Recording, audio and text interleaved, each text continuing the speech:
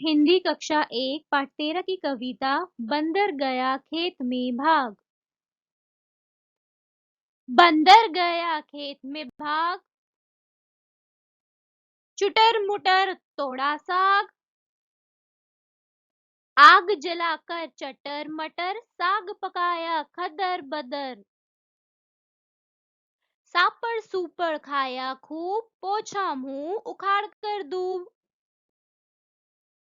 चलनी बिछा ओढ़ कर सूप डट कर सोए बंदर भूप। इस कविता में बंदर एक साग के खेत में घुस जाता है और वहां पर वो क्या करता है, वो साग तोड़ता है बहुत सारा और आग जलाकर उस साग को वो पकाता है। फिर उसके बाद सापड़ सुपड़ उस साग को खा लेता है बड़े मजे से। फिर खाने के बाद वो अपना मुंह पोंछता है और चल्ली बिछाकर और सूप ओढ़कर वो डटकर सो जाता है।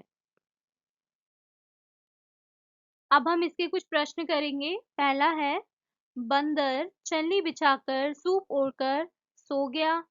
लिखो ये कैसे सोएंगे। जैसे हाथी, हाथी कैसे क्या बिछाएगा और क्या ओढ़ेगा? घास बिछाएगा और ओढ़ेगा क्या? पत्ते या झाड़ियाँ। चींटी वो भी घास बिछा सकती है ना? और क्या ओढ़ेगी? तिनके या फिर पत्ते। गिलहरी घास बिछाएगी और ओढ़ेगी पत्ते। फिर है शेर, शेर पत्ते बिछा सकता है और झाड़ियां ओढ़ सकता है। अगला है, झटपट झटपट खटपट खटपट, साग पकाया खदर बदर, खाया सबने चटर पटर। फिर है पानी पिया सुड़ सुड़,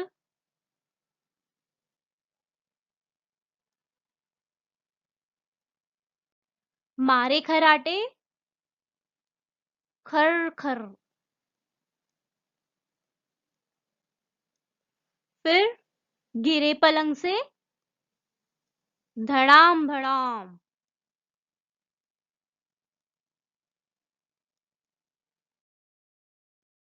अगला प्रश्न है, बंदर खेत से साग तोड़कर भागा, कौन कौन से काम करने के बाद तुम्हें भागना पड़ता है? अब जैसे बंदर खेत से साग तोड़कर भागा था, तो हम कौन कौन से ऐसे काम करते हैं जिसकी वजह से हमको भागना पड़ता है? तो कौन कौन से काम होते हैं? जैसे घर में कुछ टूट जाता है तो हम भागते हैं, है ना? भाई बहन से लड़ाई हो जाती है, उसे मार के भागते हैं, राइट? और जैसे हम किसी दूसरे के खेत से आम चुराते हैं या कोई भी फल चुराते हैं तो भी हम भागते हैं, है ना? और मम्मी की डांट से भी भागते हैं। और किन किन चीजों से भागते हैं? होमवर्क ना करा हो तो भी हम भागते हैं, है ना? इसी तरीके से आप यहाँ लिख दोगे, ठीक है? अगला है, इसमें कितनी तरह की टोपियां और पगड़ियां हैं, बताओ। अब यहाँ पे आपको इतनी सारी टोपियां और पगड़ियां दिख रही है।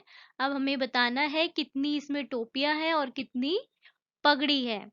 इसमें टोपी तो 1, 2, 3, ये क्या है? टोपियां।